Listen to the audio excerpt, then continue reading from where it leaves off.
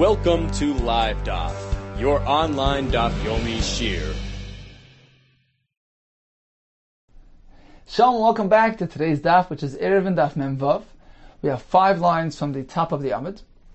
The Mishnah presented us with a machlekes between Rabbi Yehuda and Nuri, who holds that even a person who is asleep during Ben Hashmashes is koine shvisa. He acquires a tchum, he can walk 2,000 am in all directions. In contrast to the Chachamim who hold, only a person who is awake and aware during Ben Hashmashes, he gets shvisa. Otherwise, he's limited to merely his personal space of 4 amas. Says the Gemara 5 lines from the top, Amar Rabbi Yaakov Aridi, Amar Rabbi Yehuda Levi, Halacha ki Rabbi Yehuda ben Nuri. The halacha follows Rabbi Yehuda's shita that a person, even when he's asleep during Ben Hashmashes, will be koine shvisa. Amalei Rabbi Zera, the Rabbi Yaakov Aridi. You're quoting Rabbi Yehuda Levi that the halacha follows Rabbi Yehuda ben Nuri. Befeirosh shmielach, have you heard it explicitly that Rabbi Yehuda Levi concluded as such that the halacha follows Rabbi Yehuda, or perhaps it was only implicit, something which you've derived from another statement of Rabbi Yehuda Levi. Amarle, so Rabbi Yaakov responded, Befeirosh I personally heard this. He said it clearly. That the halacha follows Rabbi Yehuda ben Nuri. Says my klala, what would have been the other statement, a more general statement that Rabbi Yehuda Levi said, that perhaps Rabbi Yaakov would have derived from there and come to this conclusion? My klala, D'Amar Rabbi Yehuda Levi, halacha kedivrei hamekel be'erev. Because Rabbi Yehuda Levi said once that when it comes to Erev, we follow the lenient shita. As Rashi points out, that tchum is also within the context, within the halachas of Eruvin, and therefore we meant to follow the lenient approach, which is Rabbi Yehuda ben Nuri in this case, who holds that even a person when he's asleep will be koine shvisa. So that was his question. Was it from that statement, that general statement, that you have derived this conclusion? That Rabbi Yehuda ben Nuri is the shita meant to follow? Or perhaps was it something more clear? And he answered yes, I actually heard it clearly. Rabbi Yehuda Levi said that halacha follows Rabbi Yehuda ben Nuri. Says if that's the case, why both statements? Why did Rabbi Yehuda Levi need to issue both? Number one, that when it comes to Erev, we follow the lenient view. And number two, that we follow Rabbi Yehuda ben Nuri. It seems to be a repetition here. Amar Abzei Tzrichi, both statements are required. Why? Because had he only said halacha follows Rabbi Yehuda ben Nuri, I would say bein lekula ubein lechumra. Let's keep in mind, Rabbi Yehuda ben Nuri taught us 2 things. Number one, a person who is asleep will be koine shvisa. So he's not limited to merely 4 amas. He gets 2,000 all directions, and that is a kula. But he also said that a chayfetz of hefker will get shvisa. That shvisa and tchum can be applied even to an ownerless object. So that actually results in a chumrah. Because according to the Chachamim, that a chayfetz of hefker does not have shvisa, what happens? Anybody who picks it up could just take it along with him. Whichever direction he's allowed to go. The object is not limited to within this radius of 2,000 am. So in this case, Rabbi Yehuda ben Nuri, who applies tchum even to a chayfetz of hefker, is actually teaching us a chumrah. So had Rabbi Yehuda Levi only said that halacha follows Rabbi Yehuda, blank statement, I would say, well, in both applications, when it comes to a person, he gets shvisa, and that's a kula. It's not limited to 4 amas. He can walk for 2,000. And also it's applied to a chayfetz of hefker, in which case it results in a chumrah. He's not unlimited. He can't just be taken around. He's limited to his tchum of 2,000. Kamash mal, and that's why Rabbi Yehuda Levi need to add halacha kedivrei hamekel be'erev. When it comes to Erev, we follow the lenient view. That indicates to us that we only follow Rabbi Yehuda ben Nuri when it comes to a kula, meaning an adam. But when it comes to kalim, in that case, we don't follow Rabbi Yehuda because that will result in a chumrah. Rather, in that, we follow the Rabbanon that a chayfetz of hefker does not have shvisa. So that's why he needs to add that when it comes to Eruv, we follow the halacha k'divrei hamekel. Says the one, if that's the case, why couldn't he just suffice with that statement? V'leim halacha k'divrei hamekel be'eruv. If he would have just said that, then we would conclude as such. We would say, well, when it comes to Adam, we follow Rabbi Yehuda. When it comes to Kalim, we follow the Rabban. We're meant to result in a kula on all sides. Halacha k'Rabbi Yehuda ben Nuri lamli. Why did he need to add the other statement as well? Halacha follows Rabbi Yehuda ben Nuri. Says more Itzrich, that too is needed. Saka daita chamina. Perhaps I would say, if you would only issue the first statement, halacha k'divrei hamekel be'eruv, I would say, well, we follow the lenient shita only in certain cases. Hanimila, that's only said yachid makam yachid. If the individual is opposed by another individual, so machlekes between two individuals, or v'ravim makam rabim. If we have a multitude opposed by another multitude, avol yachid makam rabim. But let's say you have a yachid who's being opposed by a majority. In that case, perhaps emaloi, I wouldn't follow the individual, the yachid, because he's being opposed by a rabbin. I meant to follow the rabbin. So even when we're speaking about eruv, and the yachid is the mekel, perhaps we won't say the halacha follows the yachid. We meant to follow the rabbin in that case.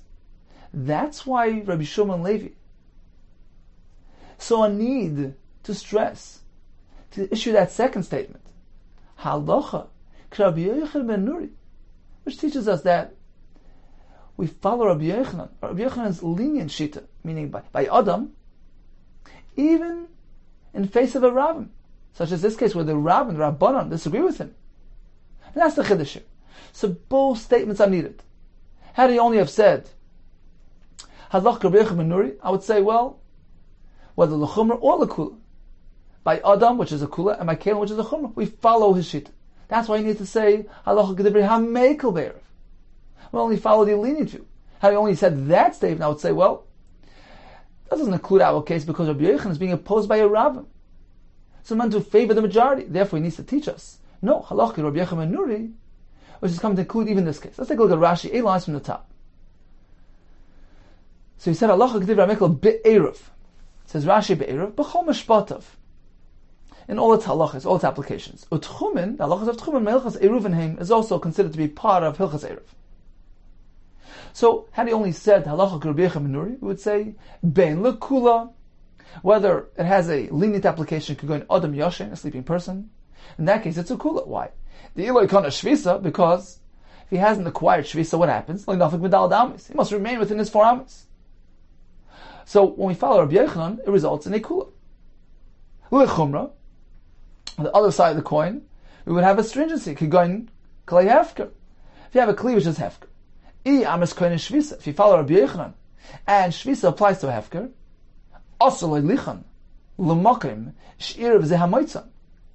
they can't be moved around. They can't be taken in the direction where this person can go. So let's say he can go 4,000 amma to the east because he placed an Erev Tchumen. If this chayfetz, which is lying right here, has its own independent din shvisa, it can only be transferred within this radius of 2,000 from the kli. It can't be taken over to the location where this person's heading. El alpayim with islu l'chol ruach only has 2,000 direction. So perhaps we would follow Rabbi Yechanan on both accounts. Kamash malon. Therefore, he teaches us kedivrei hamekel. We only follow the divrei hamekel ba'adam who the Hilchos Gava say. It's only when it comes to Adam we follow Rabbi Yechanan. The kivan, the nir kana yashin amin kana. Rashi is going to explain for us how can we split the two things. So Rashi and also Tosfos points that out. How can we split? We could say, well, when it comes to Adam, we follow Rabbi Yechanan Shita. When it comes to Kalim, we do not. It appears that they're both really interconnected. Rabbi Yechanan says, awareness is not a requirement for Kinyan Shvisa. Therefore, a sleeping person, or even a Chevetz of Hefker, is Kinyan Shvisa. Now, how can we split the two and say, well, we only follow Divrei HaMekel, meaning, when it comes to Adam, which results in a Kula, because we're lifting that restriction of 4 amas, we're giving him Tchum, we follow Rabbi Yechanan. Even if he's lacking awareness, it's okay. When it comes to a Kli, we say, no, we don't want to impose restrictions and give it its Tchum. We want to leave it unrestricted, and anybody can walk away with it. In that case, we don't follow Rabbi Yechanan. Either or. How can we split the two things? As Rashi says, because there's a svara to say that Adam is different than a Kli. This was the svara mentioned in the Gemara earlier, actually. The kiva denir kana yashin nami kana. It's since a person, if he would be awake, be aware during Hashmashah, certainly there were no questions that he's kind of a tchum. So since he's still a bar shvisa, he's a bar das, he's a person. If he'd be awake, he'll be okay. So if he's sleeping, it's also fine. He's a person that has the ability to acquire shvisa. In addition to that, the presumption is that there's a consent, he wants the shvisa. Therefore, when it comes to a person, he gets shvisa, even if he's asleep. Aval b'kelim less hilchok avasei. But when it comes to a kli, we don't follow Rabbi Yechanan. Just an inanimate object won't be kind of shvisa. So that's why you need to add this. You need to say it's only when it comes to the kula that we follow the shita. So why can't he just suffice with that? Asked the Gemara. He could just say halacha divrei mekel be'erev, and we figure this all out on our own. He needed to add that we follow Rabbi Yechanan. Why? Because perhaps I would say this is different because it's avol yachad makim rabim kigon Rabbi Yechanan Nuri the plig rabban alei. This is a case where a yachad is being opposed by a rabbin. Ema, perhaps I would say less hilchos kavasei. Halacha does not follow his opinion.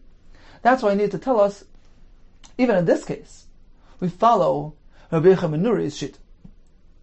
Continues the Gemara. Amalei Rav Abai. So Rabbi Shimon Levi needed to stress that we follow Rabbi Yechanan Nuri's shita. An adam who is sleeping is kind of shvisa. Perhaps I would say we're going to follow the rabbin. Now we're speaking about a din d'Rabbanan. Tchumen, it's a rabbanan. Why did Rabbi Shimon Levi see a need to stress that?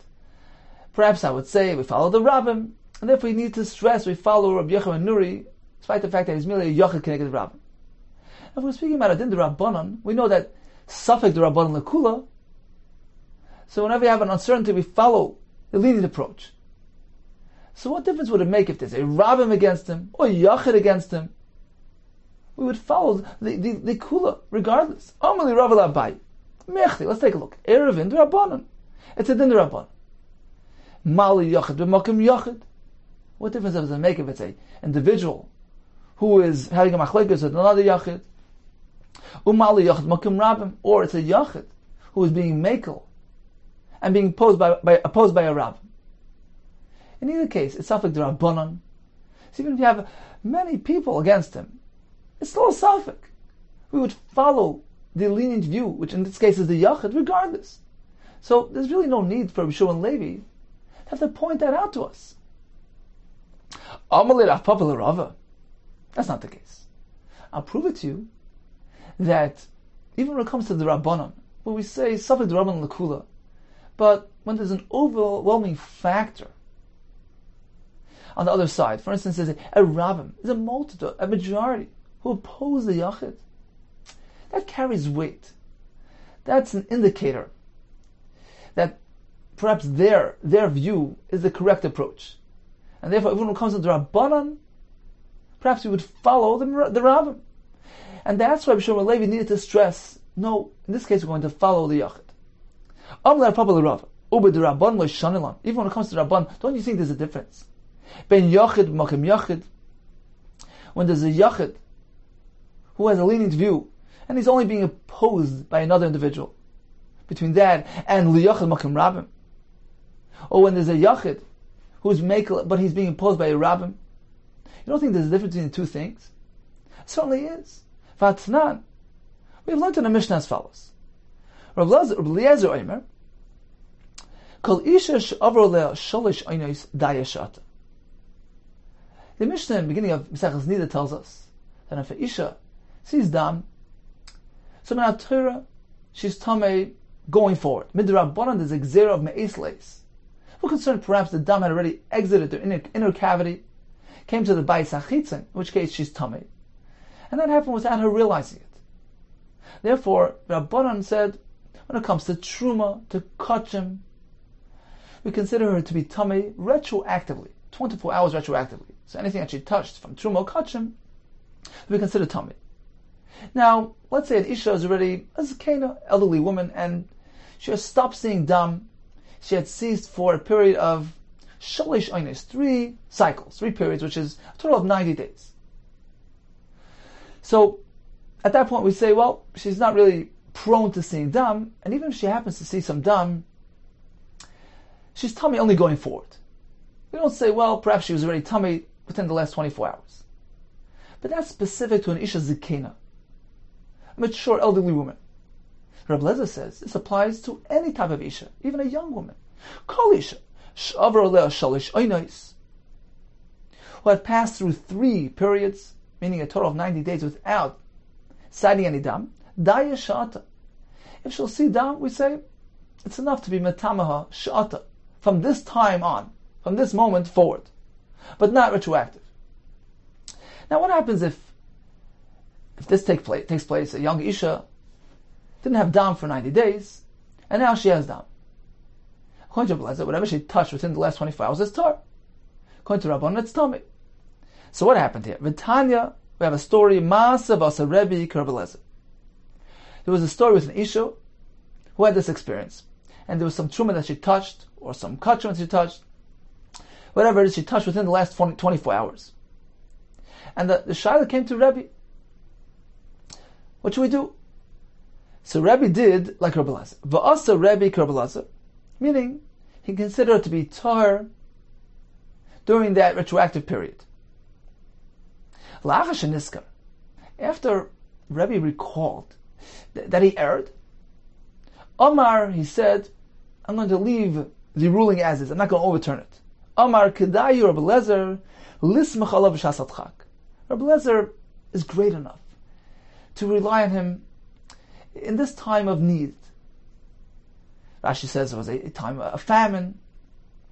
Taisa says that the person who asked the question perhaps left town. So it was a time of necessity. So he stuck with the shita, with the halacha, and he considered anything that was touched within the last 24 hours by this Isha as tar. Okay, that was the end of the story. Let's analyze. What does Brisa mean? My la'achash niskar, after he reminded himself. Well, what was it that he recalled? Perhaps he remembered that halacha concluded like the Rabbanan, not like Rabbi Lezer. We paskin like the Rabbanan. That's what he reminded himself of. If that's the case, how could he stick to the ruling? B'shas adchak, hechi avid kavasei, even if it's a shas adchak. It's a time of need. It's a pressing time. How could he follow Rabbi Lezer? If the halacha concludes clearly like the Rabban, it's tamei. Ella, delay itmar hilchas like Rabbi Lezer like Rabbanan. Apparently, there was really no conclusion as to which shita went to follow. So it was left unresolved. So what then did Rebbe recall? La'achash niskar. The lav yachid palagale. He recalled that it's not a yachid who's disputing Rabbi Lezer. Ela Ravim pliyale. It's actually a Ravim who disagree with him, who hold that the Isha in this case would be tamei l'mafreya retroactively. So that's what he remembered. It wasn't that he remembered that halachically speaking he did something wrong, but he did remember that. Let's keep in mind there's a Ravim, a majority who disagrees with Rabbi Lezer. So perhaps that leads us to conclude that we're meant to follow the sheet of the Ravim. Now, even though it's a Rabbanan, but a Ravim carries weight. That's a true indicator, perhaps, of the credibility of their shita, of their opinion. Omar, nevertheless, he said, despite that, he said, Kedayu Rabbi Lezer, Lism Chalav Shas Adchak, Rabbi Lezer is great enough. One can rely on him in this time of necessity. Let's take a look at Rashi. On the right on the right, beginning with the word Ella. Ella is Rashi, Hai lo yahader. Why didn't he revert? Because indeed there was really no conclusion as to which shitu meant to follow. Not like Rabbi Lezer, nor like the Rabban. So, what did he recall? The Ravim pligale. He remembered that there's a Ravim that disagree with him. The Harvalei lemevet kiravim, and therefore he's meant to follow the Ravim. So that's what he recalled. So he stopped for a moment and he said, "No, I'm going to leave it as is. Amar kedayu Rabbi Lezer, lism chalav shas adchak. I can rely on Rabbi Lezer." And he didn't overturn the verdict. Ha lav shas adchak loy. So this indicates to us that if it wouldn't have been a time of necessity, if it wouldn't have had that mitigating factor, loy, he wouldn't have kept to this halacha. He would have followed the Ravim. Alma, apparently, afagav. The meisl is gzeir derabon. Even though we're speaking about this retroactive tumah, which is certainly only Gzeira D'Rabbanan, and when it comes to the Rabbanan, we should follow the lenient approach. Gzeira D'Rabbanan, Boilim Evet K'Rabbim. One is meant to follow the Rabbim because they carry weight. They're an indicator of which way to go. So this was Rav Papa responding to Rav.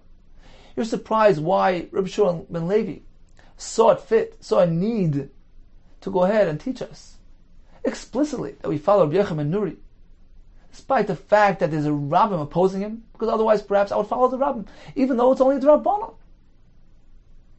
You're wondering why I need to do that. I proved to you from this whole story, from Rebbe, that even when it comes to the Rabbanon, generally we're meant to follow the Rabbim.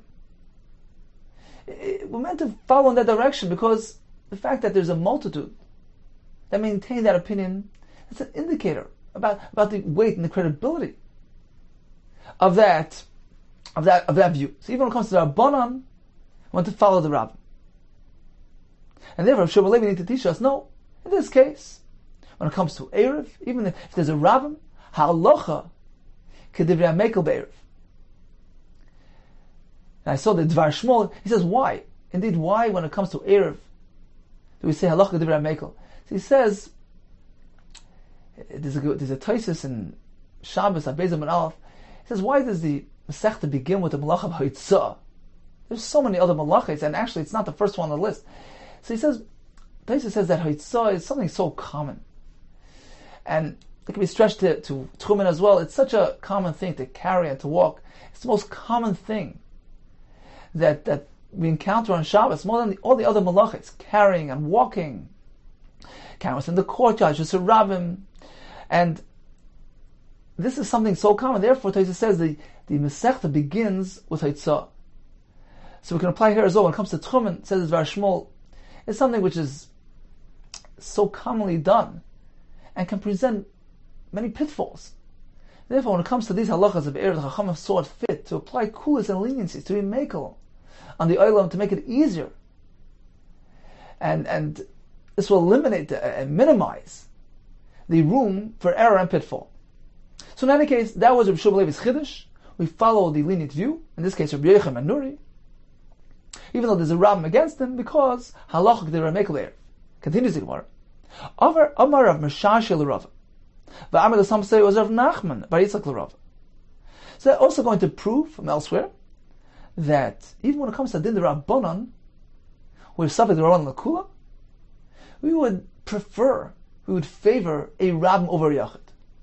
Ub'd'Rabbanan lo shani ben yachid makim yachid. So they're asking Rav, they're challenging him. Do you not agree that when it comes to the Rabbanan, even by the Rabbanan lo shani, there's no difference between yachid makim yachid? We have a yachid who has a lenient view, and he's only being posed by another yachid. There's no difference between that case, ben yachid makim rabbim, or when a yachid who is being posed by a rabbim. It certainly is. There's a big difference. Tanya, haven't you learned in a brayso? Shmua kroiva. If one received news that a close relative passed away, so the news arrived within close proximity to the passing. In that case, nehege shiva shloshim. As a result of this shmua, this news, he's meant to observe the halachas of shiva, halachas of shloshim. So shiva would apply to bathing, to laundering, and shloshim applying to haircuts.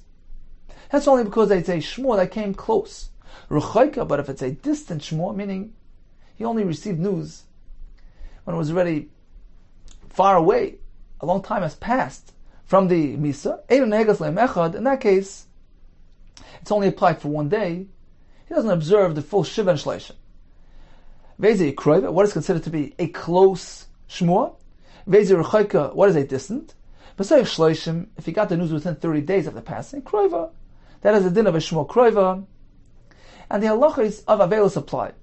Apparently, because it's within 30 days, that's still within the realm of avelus, and therefore it's close enough to the death, and therefore the halachas apply fully. Lachar shloshim, but if it's already after 30 days pass, ruchaika, that's called a shmua ruchaika, and he only keeps one day.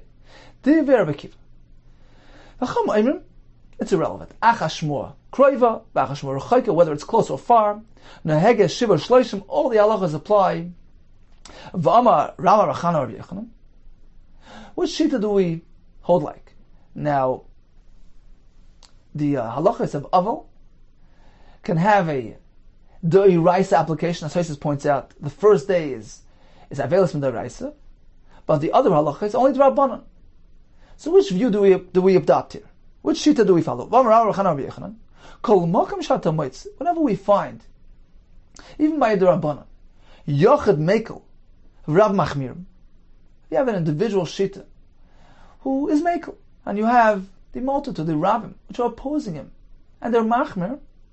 So even though it's a d'rabbanan, we follow the rabbim. Halacha kedivra machmir hamerub. We follow the rabbim, even if they're machmir, because a rabbim carry weight. They're a true indicator of the correct approach. So that's a general formula. Chutz misu, except for this, meaning when it comes to halachas of avelus, of mourning, sha'afa b'sha Rabbi Kiva mekel. Even if we have Rabbi Kiva on the one side, who's being mekel, he says, well, if it's a shmua rechaika, he heard it only past 30, he doesn't have to keep it only keeps merely 1 day. So Rabbi Kiva is mekel, and we have the chachamim, who are rabbim, who are machmir. They say even if the shmua rechaika, you must keep the full halachas of avelus. So even though we have the rabbim against him, halacha kedivra Rabbi Kiva. We follow Rabbi Kiva's shita. Why? V'sav like a Shmuel. He was like Shmuel. The Amar Shmuel halacha kedivra mekel be'avel. When it comes to avelus, we adopt the lenient approach. So the Shem Shmuel says the whole concept of avelus. The Gemara Moed Katan says a person is einay shalom. He's not complete, and he says the koichas of Rav Tuma rest on him. He says this whole concept became softened up, diminished as the generations proceeded. The koichas harak tuma became less and less. He says the chacham saw it fit to be mekel, to be lenient when it comes to these concepts of avelus. In any case, the Gemara here is stressing that generally when by the rabbanon want to follow the rabbin. There's an exception by avelus. Says the Gemara, if that's the case, by avelus huda akilu barabbanon, it's only by avelus that the rabbanon will mekel, despite the fact that there's a rabbin who are machm. But generally speaking, I feel with the Rabbanon. We learn from here that even when it comes to the Rabbanon, Shani, there's a big difference between Yochid Makam Yochid. We have a machlekes of a Yochid opposing another Yochid, in which case we're going to follow the lenient approach. Ben Yochid Makam Rabbin, or when we have a case of a Yochid who's being opposed by a Rabbin, in which case we're going to follow the Rabbin, even by the Rabbanon. So this was or Misharsha or of Nachman Yitzchak, challenging Rava. You're questioning why Rabbi Shimon Levi needed to highlight the fact that we follow Rabbi Yochanan Nuri, even though he's being imposed by a Rabbin. It's a Rabbanan. What difference does it make if there's a Rabbin against him or not? Here we have another raya that even by the Rabbanan, yes, we're meant to follow the Rabbin. It carries weight. It's a very significant factor. Even by the Rabbanan, we're meant to follow the Rabbin. Yeah, we have exceptions. We have Avelis, we have Shas Adchak, or we have Eruv. But generally speaking, yeah, we're meant to follow the Rabbin. Therefore, Rabbi Shimon Levi need to highlight that by Eruv, we make that exception. Halacha kedivra mekel be'eruv, even though he's a Yachid, a Neged Rav. Continues the Gemara. Back to the original question. Why did Rabbi Shimon ben Levi need to say, after he already said, Halacha kedivra mekel be'eruv, we follow the lenient approach when it comes to Eruv, he need to add, Halacha is Rabbi Yehuda. Why did he see fit? Why did he need to add that? So Gemara gave us one approach. We're going to have another two approaches.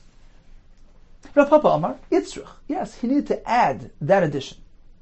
Saga Chamina, perhaps I can say, Hani mili berubi chatzeres. The general rule, Halacha kedivri hamekel, when it comes to Eruv, we're lenient. Perhaps that's only when it comes to Eruv chatzeres. Al berubi tchumen. Perhaps there we won't follow the lenient approach. The one soon will explain why. Tzricha. That's why. Yes, he needed to add that. Not only when it comes to Eruv, we are mekel, even over here in our sugya. When it's discussing Eruv Tchumen, we follow the lenient approach of Rabbi Yochanan Nuri, and the person who's asleep during Ben Hashmashos will acquire shvis. Says Gemara, why would I think to differentiate? Why would I think to say the shanilan bein urvachatzeres and urutchumen to split between one and the other? Why would I say that urutchumen is different and perhaps we're not mekel? The reason is as follows: the Snan we learned in the Mishnah. Rabbi Yehuda, the Mishnah there is discussing the requirement to acquire consent, to receive permission from a person before establishing the Eruv on his behalf. You can't just do it without his knowledge. So Rabbi Yehuda says that's only specific to Eruvin Tchumen. When is that said? Eruvin Tchumen. Why? Because perhaps he's not really interested in going in this direction. He has a simcha, he needs to go in the other direction. He can't just place an Eruv on his behalf. When it comes to merely merging the residents of the courtyard to allow them to carry throughout the courtyard, there's no downside there. In that case, ma'arvin ben ladas or ben shaladas. You can make the Eruv on a person's behalf, whether it's ladas, he's aware of it, or even if he's unaware, shalai ladas. Why? Because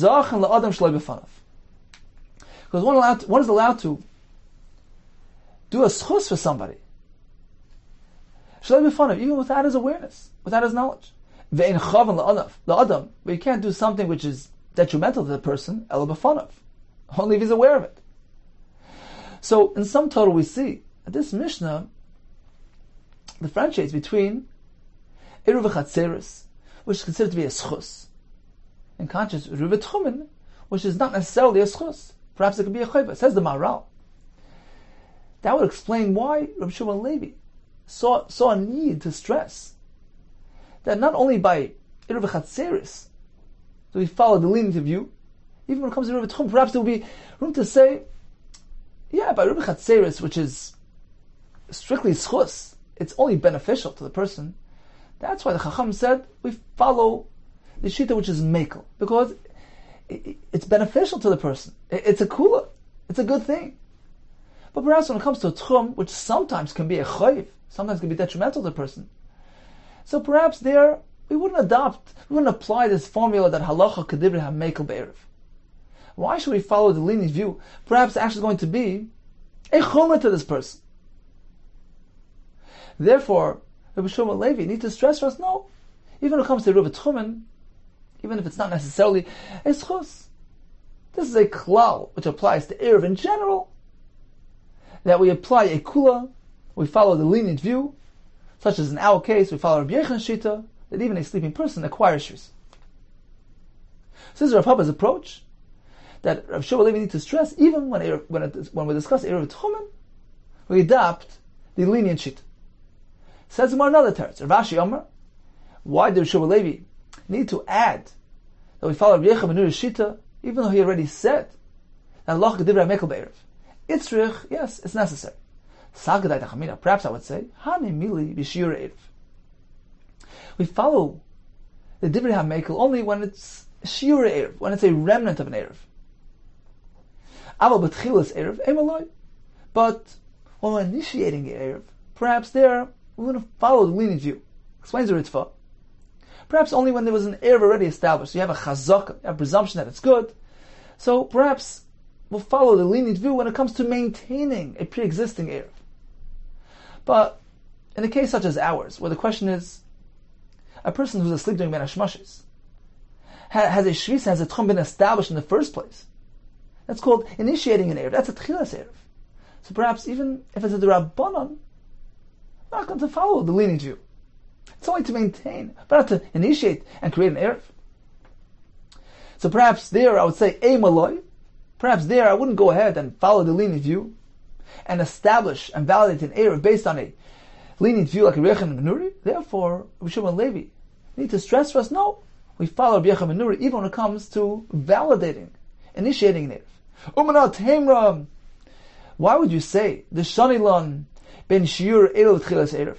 How do you know to differentiate between the remnants, the leftover of an Erev, or the initiation of an Erev? The Snan, as we find a similar concept in the Mishnah. Amar B'Yosi.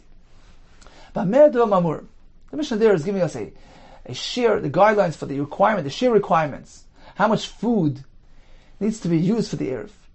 And the Mishnah gives us a large share. Says Rabbi Yossi, when is this said? When do we require such a large amount of food to create that Erev? The Mishnah is there speaking about Erev Chatzeros, Shituf Mavois, let's say, but Chilas Erev. That's only when it comes to the establishment of the Erev. Aval B'Shiuri Erev.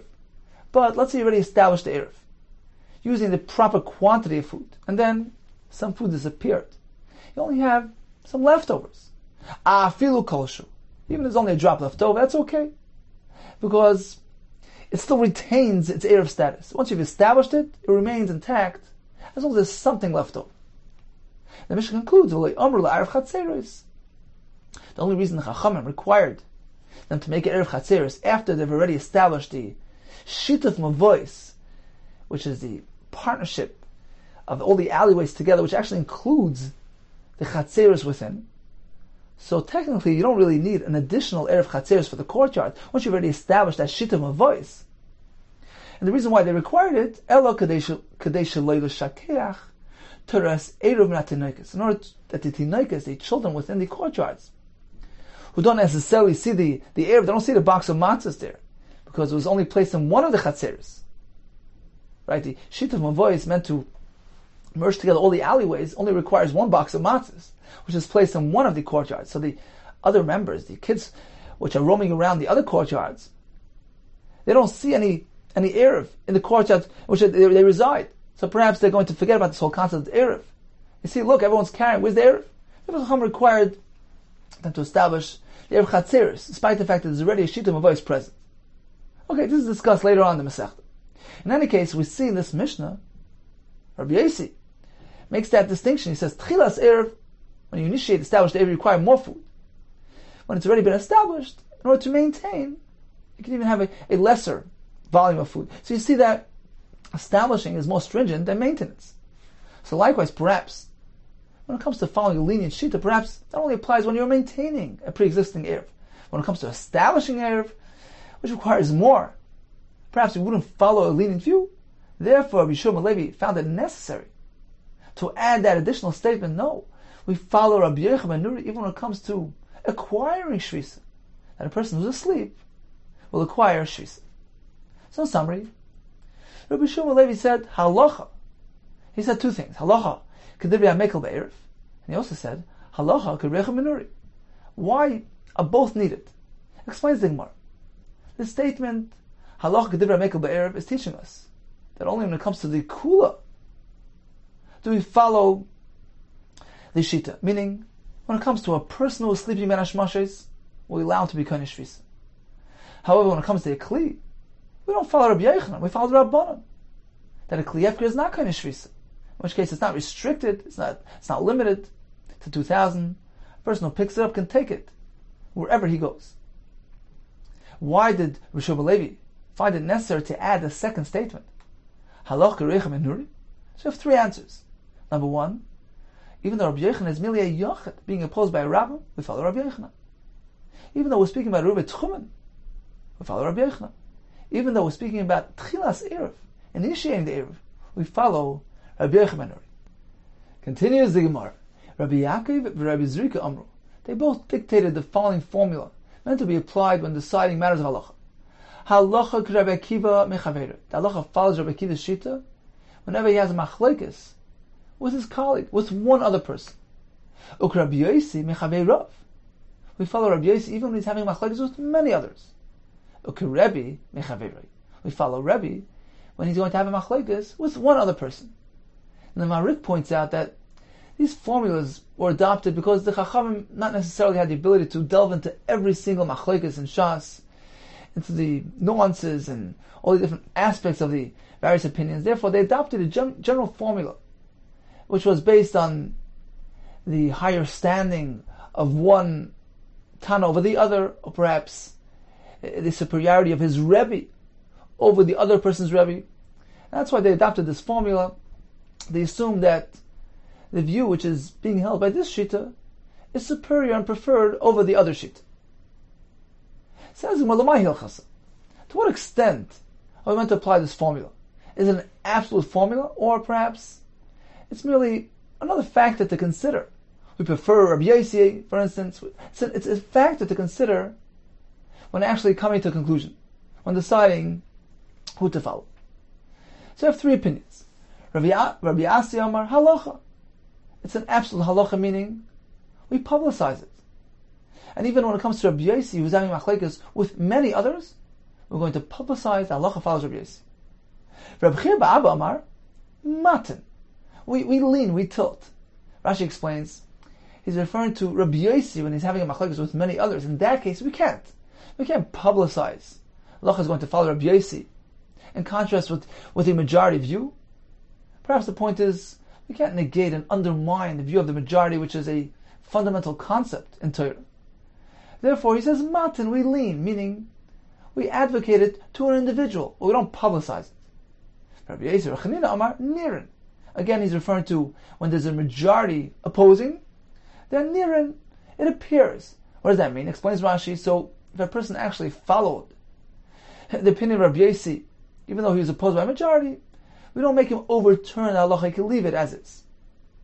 Continues the Gemara, Kiloshen Hazeh, according to the following formula, Amar Rav Yaakov Idi. Rav Yaakov Idi dictated the following formula. Amar Rav Yechanan, the name of Rav Yechanan. Now Taisus points out that he disagreed with the concept of following Rabbi Yossi even when he's being opposed by many. So that's the one aspect here, that he's disagreeing with the previous shita. So he had a different formula. Rav Meir, Rabbi Yehuda, whenever there's machlekes between these two, Rav Meir, Rabbi Yehuda, halach Rabbi Yehuda. We follow Rabbi Yehuda. Rabbi Yehuda, Rabbi Yossi, when there's machlekes between Rabbi Yehuda and Rabbi Yossi, halach Rabbi Yossi. So Rabbi Yossi supersedes Rabbi Yehuda, and Rabbi Yehuda takes preference over Rav Meir. That's how we get to the next point. If so, there's no need to say, when there's a machlekes between Rav Meir and Rabbi Yossi, halach Rabbi Yossi. Certainly follow Rabbi Yossi. Why? Simple math.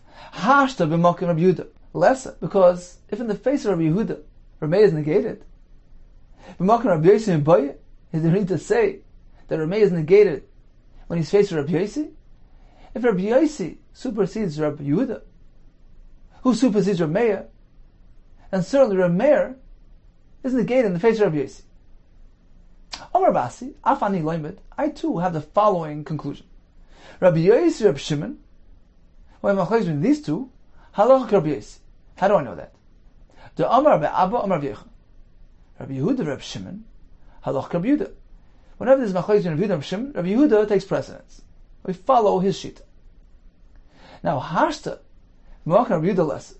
Now that we see that Rabbi Shimon is negated in the face of Rabbi Yehuda, who supersedes him, but Rabbi Yossi, is there need to say that Rabbi Shimon will be negated in the face of Rabbi Yossi, who actually stands higher than Rabbi Yehuda?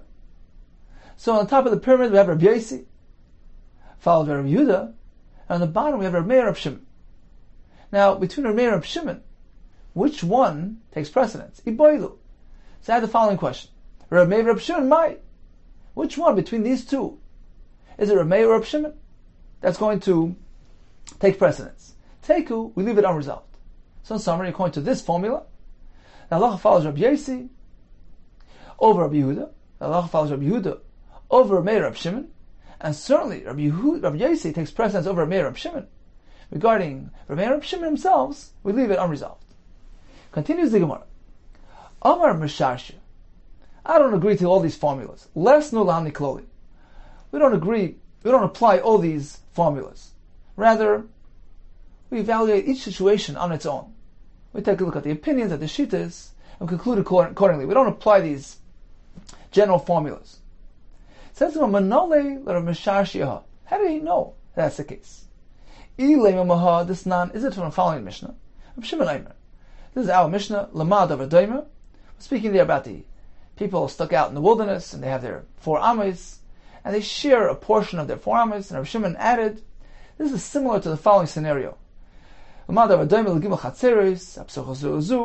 3 courtyards lined up side by side. So they're open to each other, and they're also open to Shusarabim. The 2 outer ones, so we have A, B, and C. Now the 2 outer ones, A and C, made an Eruv with the middle one, with B. He He muteris imayin. So B can transfer to them. They muteris ima. They can transfer to it because they have an erev. Ushtam chatzonis asuri zumzu. The two outer ones at the extreme cannot transfer one to the other because they have no erev. So this is the shita of Rav Shimon, and Rabbi Yehuda disagrees. He says all three are asur is going to be discussed later on. V'amar Rav Chama bar Guria, Amar Rav, halacha Rav Shimon. We follow Rav Shimon, and we say that they're mutter to interact with each other. Uman Palgalei, who is the man Amar who disagrees? Rabbi Yehuda. Because Rabbi Yehuda is the one mentioned earlier in that Mishnah. So apparently he's the one who disagrees with Rabbi Shimon. So how can you say halacha follows Rabbi Shimon? Well, Amrit, haven't you said, you applied a formula. Rabbi Yehuda, Rabbi Shimon, halacha Rabbi Yehuda. El Alav, apparently, Shema Mina. We hear from this. Less new, we don't hold to those formulas. We see clearly that here we paskin that halacha like Rabbi Shimon, even when he's opposed by Rabbi Yehuda. He says, "Oh my kusha." Well, what's the kasha here? Dilma heicha de itma. Whenever there was an explicit conclusion, fine, we follow that conclusion. Such as in this case, where we have a statement of Rav Chama bar Guria, the name of Rav. In this case, we follow Rabbi Shimon. Fine, it's an exception. Heicha lo yitma, but otherwise, when it wasn't said and concluded, then we went to apply those formulas. So we now have a kasha from this case. Elamaha. How did Rashashi know that we're not meant to apply those formulas? From the following Mishnah. The Snan, Irshal Yachad Vas Sharam. We have a city that belonged to a Yachad. That means, Rashi explains that there were no 600,000 people milling throughout the city. And then it got populated, Nasa Shorabim. Many people arrived, and now there are 600,000 people. It looks like a Rosh Hashanah. Marvin Eskula, you can still go ahead and make an Erev throughout the entire city, Erev Chatzeres, but speaking about a walled city, which will allow carrying throughout the entire city. However, Shal Rabim, let's say originally it was a populated city, about 600,000 people using it, but now it's a Shal Yach, and then slowed down. Population thinned out, and it no longer appears like a Rosh Hashanah. It doesn't have those 600,000 people, which make it look like Rosh Hashanah. Still, Ein Ma'arvin Eskula. You cannot make an Erev throughout the entire city, unless you leave something out of the Erev zone. Ella im kain oisa chutzala, you leave some portion out of the Erev area, where you won't be able to carry. How large a portion must that be? Kirusha Chadosha Shabi Yehuda. It needs to be equal in size to the city Chadosha, that was the name of the city. But Yehuda, in the area of Yehuda and Israel, how large was it? Sheyesh b'chamisham diyurin, which contained 50 residents. Divrei Rabbi Yehuda. What's the point here? The point is that it should be a hacker. We have to implement some type of recognition here, so that people shouldn't forget about the whole concept of Shisarabim. This place, this city, initially began as a public area, a place with Shishim Ribu, looks like a Shisarabim.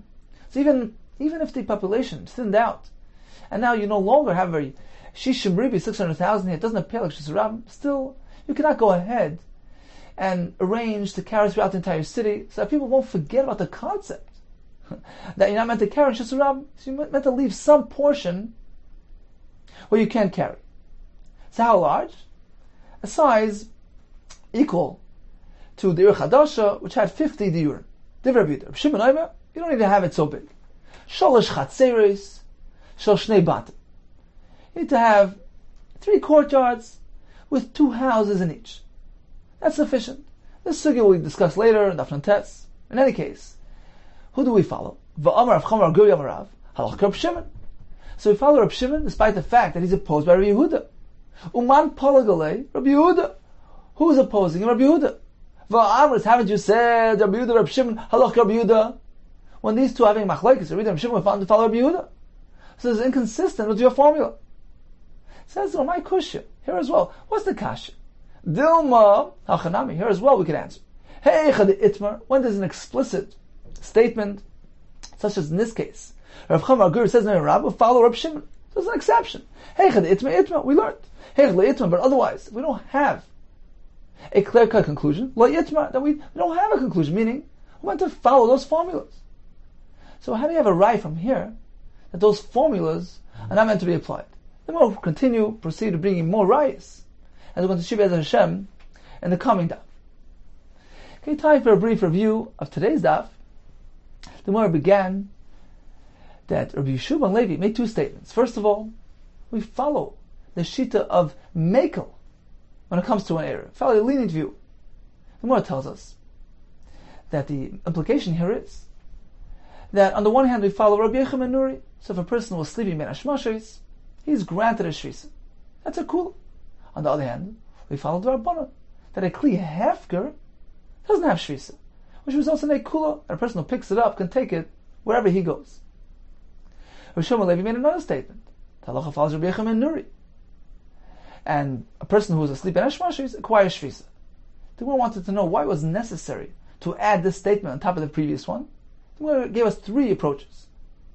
Number one, the chiddush was, even though he's a yachid, being opposed by a rabbi, we follow his opinion. Second approach was, even though he's speaking about Eruvin tchumen, which sometimes results in a chayva, sometimes it's a detriment of a person. Nevertheless, we follow the lenient approach.